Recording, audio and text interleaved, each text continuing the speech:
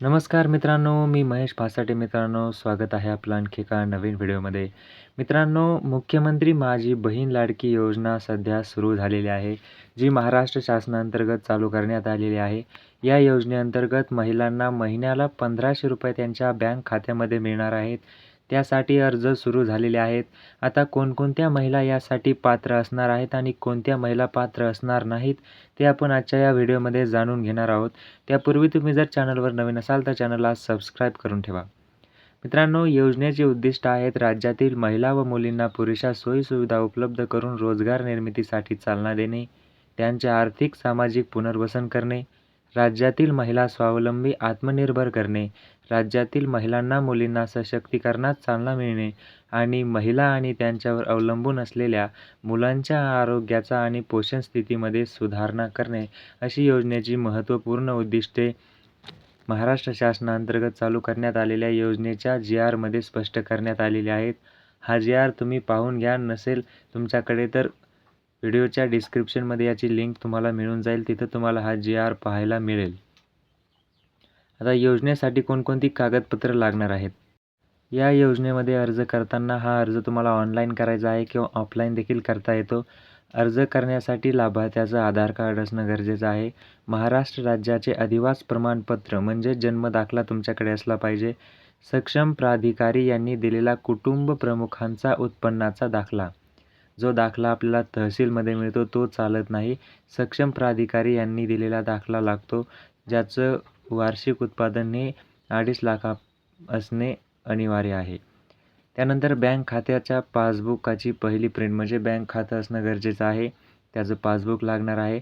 Passport आकाराचा photo, ration card आणि सदर योजनेच्या अटी शर्तीचे पालन करण्याबाबतचं एक हमीपत्र शासनाला द्यावं लागणार आहे. या योजनेमध्ये अर्ज करताना ते तुम्हाला अपलोड करावं लागणार आहे.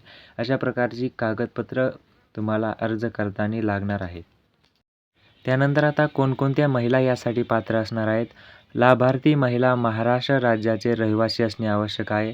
महाराष्ट्र शासनाअंतर्गत ही योजना चालू करण्यात आलेली आहे, त्यामुळं महिला ही महाराष्ट्र राज्याची रहिवासी असली पाहिजे. राज्यातील विवाहित, विधवा, घटस्फोटित, परित्यक्ता आणि निराधार महिला यासाठी पात्र असणार आहेत. यामध्ये वयाची अट आहे, जी किमान 21 वर्ष आणि कमाल 60 वर्ष अशी असणार आहे. 21 वर्ष ते 60 वर्ष या वयोगटातील महिला यासाठी पात्र असणार आहेत. त्यानंतर सदर योजनेअंतर्गत लाभ घेण्यासाठी अर्ज करणाऱ्या लाभार्थ्याचे बँक खाते असणं आवश्यक आहे, जे की आपलं असेलच. आणि लाभार्थी कुटुंबाची वार्षिक उत्पन्न रक्कम ही 2.5 लाखापेक्षा जास्त नसावी. 2.5 लाखापेक्षा जास्त असल्यास आपला अर्ज बाद केला जाईल. ह्या झाल्या पात्र महिला. आता कोणत्या महिला पात्र असणार नाहीत. ज्यांच्या कुटुंबाचे एकत्रित वार्षिक उत्पन्न 2.5 लाख रुपयांपेक्षा अधिक आहे. ज्या कुटुंबाचं वार्षिक उत्पन्न हे 2.5 लाखापेक्षा जास्त आहे, अशा कुटुंबातील महिला या योजनेसाठी पात्र असणार नाहीत. ज्यांच्या कुटुंबातील सदस्य आयकरदाता आहेत, अशा महिला देखील या योजनेसाठी पात्र असणार नाहीत.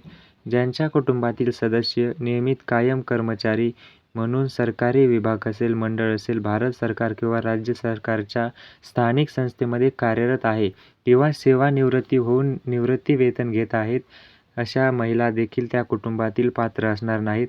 परंतु बाह्य यंत्रणाद्वारे कार्यरत असलेले तथा स्वयंसेवी कामगार आणि कर्मचारी अपात्र ठरणार नाहीत. म्हणजे जे प्रायव्हेट जॉब करतात त्या कर्मचारी किंवा त्या कुटुंबातील महिला पात्र ठरतील, त्या अपात्र ठरणार नाहीत. त्यानंतर सदर लाभार्थी महिलेने शासनाच्या इतर विभागामार्फत राबविण्यात येणाऱ्या आर्थिक योजनाद्वारे ₹1500 पेक्षा जास्त लाभ घेतला असेल, अशा महिला देखील या योजनेसाठी पात्र ठरणार नाहीत. उदाहरणार्थ, बऱ्याच साऱ्या महिलांना PM चे ₹2000 मिळतात, CMचे 2000 मिळतात. अशा महिला यासाठी पात्र ठरणार नाहीत. त्यानंतर ज्यांच्या कुटुंबातील सदस्य विद्यमान किंवा माजी आमदार, खासदार आहेत. आमदार किंवा खासदार असेल, माजी असेल किंवा विद्यमान असेल, अशा महिला देखील पात्र ठरणार नाहीत. ज्यांच्या कुटुंबातील सदस्य भारत सरकार किंवा राज्य सरकारच्या बोर्ड, कॉर्पोरेशन, बोर्ड उपक्रमाचे अध्यक्ष, संचालक सदस्य आहेत, अशा महिला देखील पात्र ठरणार नाहीत. ही खूप कमी कुटुंब असेल महाराष्ट्रामध्ये, त्यामुळं हा फारसा महत्त्वाचा असा विषय नाही आहे. ज्यांच्या कुटुंबातील सदस्यांची संयुक्तपणे 5 एकरपेक्षा जास्त जमीन आहे. जर 5 एकरपेक्षा जास्त जमीन असेल तर त्या कुटुंबातील महिला देखील या योजनेसाठी पात्र ठरणार नाहीत. त्यानंतर ज्यांच्याकडे चारचाकी वाहने ट्रॅक्टर वगळून, ट्रॅक्टर सोडता चारचाकी कुठलंही वाहन जर असेल तर त्या योजनासाठी पात्र ठरणार नाहीत. त्या महिला या योजनेसाठी पात्र ठरणार नाहीत.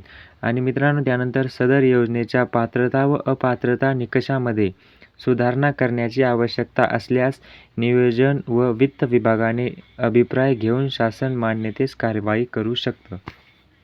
अशा प्रकारचा हा महाराष्ट्र शासनानं काढलेला जी-आर आहे, ज्यामध्ये कोणत्या महिला पात्र होत्या आणि कोणत्या महिला पात्र नाहीत, ते आपण आजच्या या व्हिडिओमध्ये जाणून घेतलं. भेटूयात पुढील व्हिडिओमध्ये आणखी एका नवीन माहिती आणि अपडेट्ससह. तोपर्यंत धन्यवाद.